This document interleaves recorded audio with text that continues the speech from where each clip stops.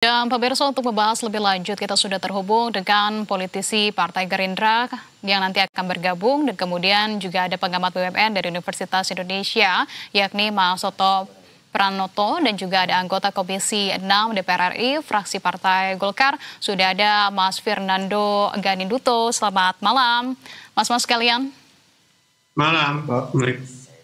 Baik, ini kita akan kemudian berdialog begitu ya untuk bisa mendapatkan keterangan sejelas-jelasnya, dan juga tentunya memiliki pandangan lain begitu ya kepada Mas Nando dan juga Mas Toto begitu. Mungkin saya yang pertama ingin ke Mas Nando terlebih dahulu. Mas Nando, kita tahu bahwa polemik dari WUS ini seperti yang disampaikan sebetulnya oleh Presiden Prabowo Subianto, kita masyarakat jangan ribut-ribut karena memang Presiden Prabowo Subianto yang nantinya akan kemudian bertanggung jawab. Nah, berangkat dari pernyataan ini Mas Nando, yang sebelumnya kita ketahui bahwa rencana pembayaran begitu ya dari kereta cepat atau WUS ini kan ini bentuknya adalah business to business seperti yang Anda sampaikan pada keterangan di beberapa media. Namun ketika ada pernyataan dari Presiden Prabowo Subianto, ini akhirnya akan seperti apa sih Mas Nando? Apakah kemudian benar akan berjalan business to business, sementara Presiden Prabowo Subianto menyatakan nanti akan ada kehadiran dari negara, Mas Nando?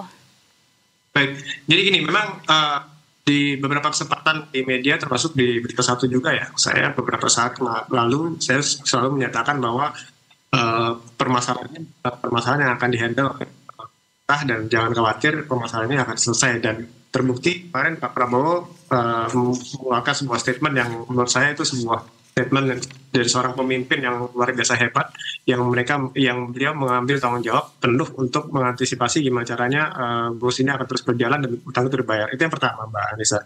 Yang kedua, tadi mengenai B2B, memang di bisnis ini kan bisnis to bisnis ya, B2B ya. Cuman B2B itu kan diantara dua konsorsium BUMN, konsorsium BUMN Indonesia dengan BUMN China ya, yang porsinya adalah 60 dan 40%.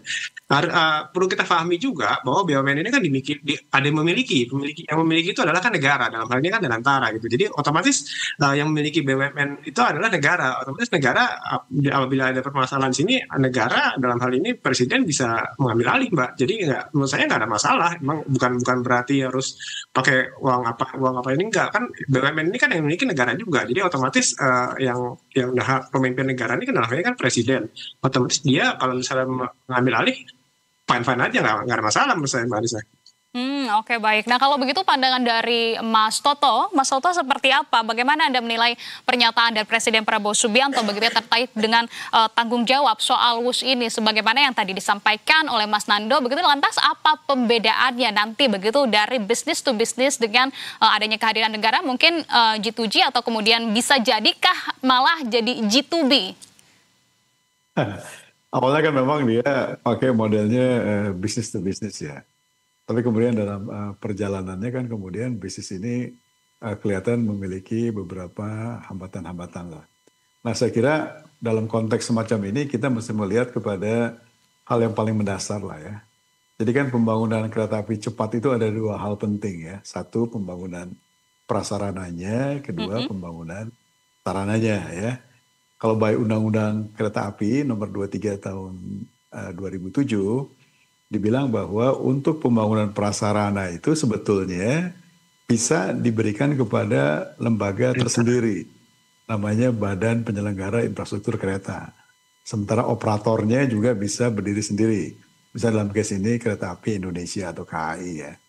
Nah, jadi dalam konteks ini, kalau apabila semuanya dibebankan kepada Kereta Api Indonesia, maka itu menjadi terlalu berat buat KAI ya, sehingga going concern-nya KAI juga dipertanyakan ke depan.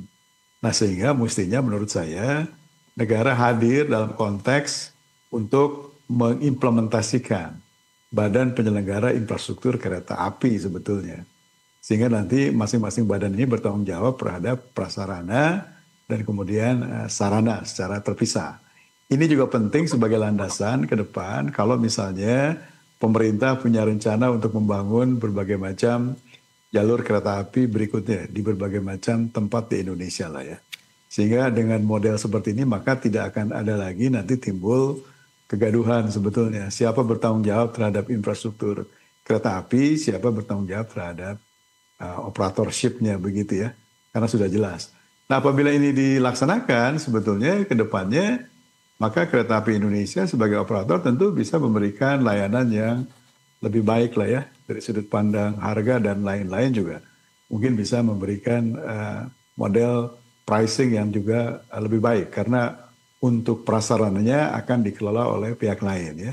Nah sekali lagi karena juga kemudian ada tadi B2B dan Kereta Api Indonesia juga bagian dari Danantara saat ini, jadi memang juga Danantara diperlukan lah ya dalam konteks bagaimana juga nanti dia bisa berkontribusi dalam konteks investasi yang sudah akan atau sudah dikeluarkan ya oleh konsorsium kereta api sebagai bagian dari konsorsium KCIC ya sebagai pemilik kereta api cepat supaya nanti penyelesaian hutang atau restrukturisasi hutang itu juga bisa melibatkan mereka. Jadi saya kira kombinasi di antara negara ya dan juga BUMN lewat Danantara saya kira bisa bersama-sama nanti merestruct bagaimana penyelesaian terkait dengan hutang yang ada di proyek ini saya kira. Oke, artinya memang pernyataan dari Presiden Prabowo Subianto, kemudian juga keputusan pemerintah untuk kemudian bertanggung jawab, begitu Pak Toto, menurut Anda ini dinilai tepat, sudah tepat ya Pak Toto?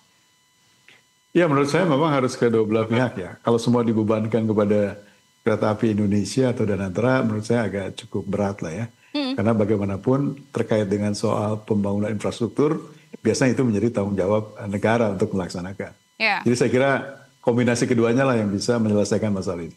Oke, kombinasi keduanya kalau begitu saya ingin juga meminta penjelasannya dari Mas Nando. Mas Nando sempat disampaikan juga begitu ya bahwa APBN Anda sampaikan tidak kemudian akan digunakan untuk menyelesaikan utang dari WUS ini. Tapi tadi Anda sampaikan bisa jadi begitu ya kalau dari negara juga akan ikut hadir begitu di sini. Seberapa jauh kemudian pemerintah ini bisa masuk untuk kemudian mengelola kewajiban finansialnya Mas Nando tanpa kemudian mengganggu juga prinsip tata kelola korporasi tersebut begitu ya, sampai mana saja apakah DPR juga sudah menerima skema keseluruhan lengkapnya begitu dari pemerintah atau seperti apa sih Mas Nando? Belum, jadi kami baru masuk dari hari Selasa kemarin, baru paripurna ya Mbak Anissa, jadi kami belum memanggil siapapun, tapi kami sudah menjadwalkan hari Jumat besok kami akan kunjungan kerja langsung ke KCIC. Jadi kami akan bertemu dengan KAI juga, kita akan bertemu dengan KCIC juga, dan kita akan kunjungan kerja dan kita akan bertanya kepada mereka apa yang terjadi saat ini, update-nya gimana. Tapi yang dimaksud dengan pemerintah, artinya kan gini Mbak, Danantara itu kan juga pemerintah gitu, Danantara itu kan juga bagian dari pemerintah. Jadi yang dinamakan pemerintah itu bukan hanya APBN aja, Mbak. Jadi Danantara itu termasuk diantaranya adalah pemerintah, dan Danantara itu memiliki dividen-dividen dari seluruh BUMN. Yang notabene adalah itu hasil dari keuntungan dari seluruh BUMN yang dulu distorkan ke negara, tapi sekarang ditaruh di Danantara, dan itu dividen-dividen itu harus digunakan sebagaimana mungkin untuk memperbaiki BUMN ada gitu. Jadi yang dimaksud dengan pemerintah kan dalam hal ini termasuk adalah Danantara, dan Danantara itu kan lapor ke presiden langsung gitu Mbak Desa. Jadi itulah menurut saya kenapa pemerintah harus hadir. Tadi saya setuju dengan Pak Toto, memang dari seluruh bisnis moda transportasi di seluruh dunia yang idealnya itu memang infrastruktur relnya itu emang disajikan oleh pemerintah gitu. Nah inilah kesalahan terbesar dari WUS ini kan, karena infrastruktur dari kereta relnya itu kan dibangun oleh KCIC juga, itu yang akhirnya menjadi cost of run yang sangat besar, yang akhirnya sekarang kita bayar bunganya tidak bisa gitu. Nah inilah akhirnya pemerintah harus hadir. Jadi pemerintah harus menyediakan infrastruktur yang tadi dibilang Pak Toto itu gitu Mbak Risa. Iya, jadi kehadiran pemerintah ini nanti untuk pembayarannya memang dilakukan dengan menggunakan dividen dari BUMN yang termasuk dalam di holding Danantara begitu ya, bukan melainkan dengan penggunaan APBN. Ada pembedaan di sana. Jadi kehadiran pemerintah dari Danantara tersebut ya Mas Nando. Ya, tapi kita bukan bicara untuk melunasi seluruh utang ya. Ini kan bisnisnya, bisnisnya masih panjang gitu. Yang kita harus benahi hari ini adalah kita kan punya bunga yang sangat besar gitu, dan kita juga punya sales yang sangat rendah gitu. Nah, dua hal ini yang harus kita tingkatkan. Pertama adalah bunga kita harus turunkan. Gimana caranya? Salah satu caranya adalah memperpanjang tenor. Yang waktu itu Pak Luhut juga sudah sampaikan dari 40 menjadi 60 tahun gitu kan. Nah, itu kan akan mengecilkan bunga juga. Nah, terus juga sales kita tuh hari ini Mbak Lisa hanya 50% gitu. Nah, ini banyak sekali yang harus kita lakukan dalam sales ini. Ntar kami pada kunjungan kerja saya akan nanyakan kepada KAI, kenapa salesnya hanya 50%? Apa kabar dengan TOD kita? Udah mendapatkan penghasilan belum dari di luar penghasilan dari karcis atau tiket itu? Itu kan harus kita investasi semua gitu. Nah, kalau dua hal ini yang dari penurunan bunga dan penambahan pemasukan, otomatis bisnisnya akan menjadi baik gitu. Karena hari ini dari bisnisnya tanpa bayar bunga itu KCC itu udah untung, Mbak Nisa, udah berjalan dengan baik. Yang hanya menjadi berat adalah kita harus membayar bunga, apalagi nanti 2028 kita harus bayar pokoknya juga gitu. Oke, baik. Nah, tapi apakah kemudian ini tidak memiliki resiko juga Kak, Mas Nando, terhadap BUMN yang lain, mungkin terutama yang terlibat terhadap proyek yang strategis, kemudian juga memiliki hutang yang cukup besar begitu, karena nantinya akan selalu merasa, akan diselamatkan nih oleh negara. Begitu Kak, Mas Nando? Iya, jadi di komisi kami di BUMN ini, Pak Toto mungkin tahu juga, kami ada 1.006 BUMN. Itu yang bermasalah bukan aja Mbak Nisa, jadi banyak sekali yang bermasalah. Pak Toto mungkin tahu ya. Jadi Pak Doni waktu itu pernah presentasi ke kita, potensi untuk dari seluruh 1.046 BUMN itu sebanyak 50%. Jadi banyak sekali itu. Jadi menurut saya KCC termasuk permasalahan yang kecil dibanding BUMN yang lain. Jadi yang seperti saya selalu sampaikan, masyarakat tidak perlu khawatir, BUMN ini akan diselesaikan oleh Danantara, apalagi Pak Presiden kemarin udah ngomong ambil alih, ini sangat baik sekali dan kami harus apresiasi gitu. Jadi ya Allah, dalam waktu dekat ini KCC ini akan selesai dan insya Allah malah kita perpanjang sampai Surabaya, bahkan Banyuwangi, Mbak Anissa. Oke, baik. Nah, saya ingin pendapatnya juga kalau dari Mas Toto, gimana Mas Toto? Ini apakah tidak akan beresiko begitu terhadap proyek-proyek strategis BUMN yang lain yang tentunya juga memiliki hutang yang sama besarnya untuk kemudian juga sama seperti tadi begitu ya, akan diselamatkan oleh negara mereka? Ya, saya kira ini kita harus urai satu-satu ya. Jadi menurut saya dalam konteks menyelesaikan case-nya BUS atau KCC ini, saya kira mungkin nanti negara mesti masuk lewat jalur yang pas lah begitu ya. Jadi misalnya kalau nanti misalnya lembaga terkait dengan soal pengelola infrastruktur kereta api dibentuk, maka tentu negara lewat APBN bisa gelontorkan modal sahamnya gitu sebagai awal ya. Dan kemudian nanti BUMN penyelenggara infrastruktur kereta api ini akan bekerja, bukan hanya menjalankan pekerjaan coverage-nya WUS, tapi juga coverage dari beberapa lintasan-lintasan kereta api yang lain. Sehingga nanti juga mereka bisa mendapatkan pendapatan revenue dari apa yang kita sebut sebagai traffic access charge yang dia bebankan kepada semua operator kereta begitu ya. Nah kemudian kalau negara sudah setuju untuk membentuk lembaga ini, maka Kereta Api Indonesia, KAI sebagai operator bisnis, dia akan fokus pada bagaimana mereka mengoperasikan kereta dengan cara yang aman, dan kemudian juga bisa memanfaatkan yang tadi Pak Nando bilang juga pendapatan bukan hanya pendapatan dari tiket kereta atau fare box-nya, tapi juga pendapatan non-fare box-nya ya. Misalnya paling besar itu kan pendapatan dari misalnya utilisasi properti dan lain-lain lah begitu ya. Sehingga harapannya ke depan ini prospek dari bisnis KCIC akan lebih menarik dalam pengoperasian bus. Siapa tahu kalau sudah lebih menarik, misalnya pemerintah juga bisa mengajukan usul misalnya untuk mendivestasi sebagian sahamnya PSBI yang masuk dalam konsorsium KCC itu dengan mengundang investor lain. Sehingga beban ya katakanlah BUMN 60% di proyek ini juga bisa berkurang kalau misalnya ada investor lain yang tertarik untuk mengambil alih sebagian saham dari konsorsium BUMN ini. Tapi itu bisa terjadi kalau betul-betul proyek ini memang kedepannya akan menjadi lebih menarik ya dengan berbagai macam restrukturisasi keuangan yang sudah dijalankan lah seperti itu ya. Nah kaitannya dengan BUMN-BUMN lain saya kira Danantara kan sekarang bekerja dalam konteks bagaimana membangun BUMN yang lebih sehat lah begitu ya dan juga berdaya saing. Jadi saya kira era di mana kemudian kalau BUMN sakit nanti kemudian secara otomatis taken for granted dia akan mendapatkan injeksi kapital dari pemerintah itu sudah lewat eranya. Sekarang eranya betul-betul era yang harus kompetitif. Dan tentu Danantara juga akan sangat berhitung ya. Kapan BUMN ini masih bisa tanda petik dibantu injeksi kapital, mana yang betul-betul juga udah nggak bisa. Karena misalnya ukuran daya saing maupun tingkat kesehatannya sudah buruk misalnya. Jadi hal-hal ini saya kira perlu mendapat perhatian Danantara ke depan sehingga pada akhirnya nanti betul-betul kita akan mengelola jumlah BUMN mungkin lebih sedikit, tapi lebih sehat dan punya daya saing yang lebih baik ke depannya.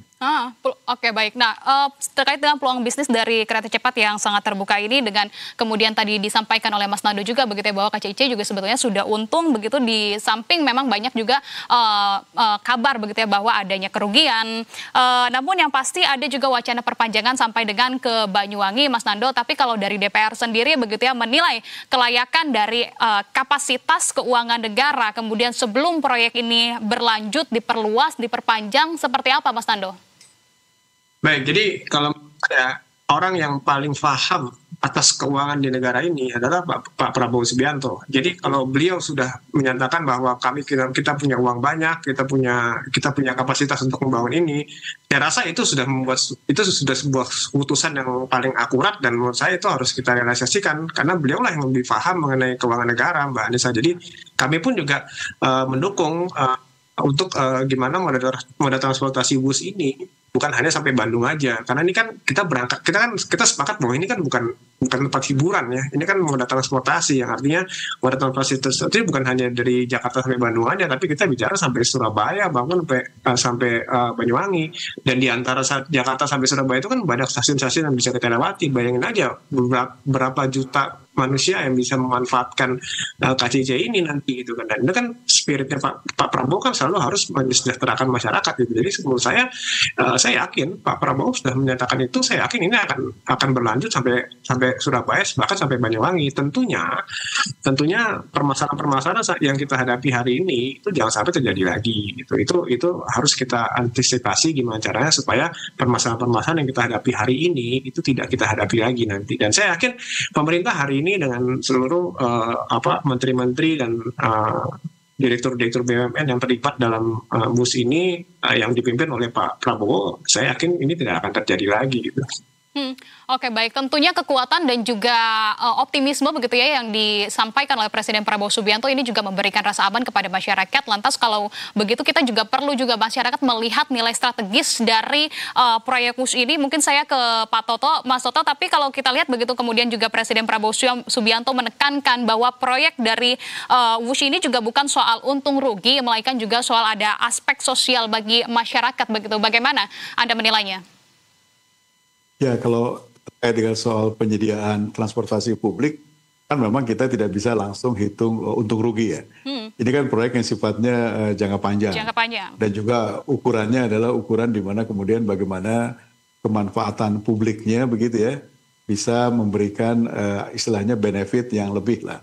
Dalam arti bahwa kemudian bisnis transportasi publik itu lebih kepada sisi bagaimana kemudian kenyamanan dan juga kebutuhan masyarakat terhadap transportasi ini bisa dipenuhi oleh negara begitu ya. Nah jadi kalau kemudian Presiden bicara bahwa sosial dan ekonomi impact-nya yang harus dihitung dengan lebih tajam, saya kira di keberadaan fasilitas ini saya kira itu memang menurut saya tepat ya.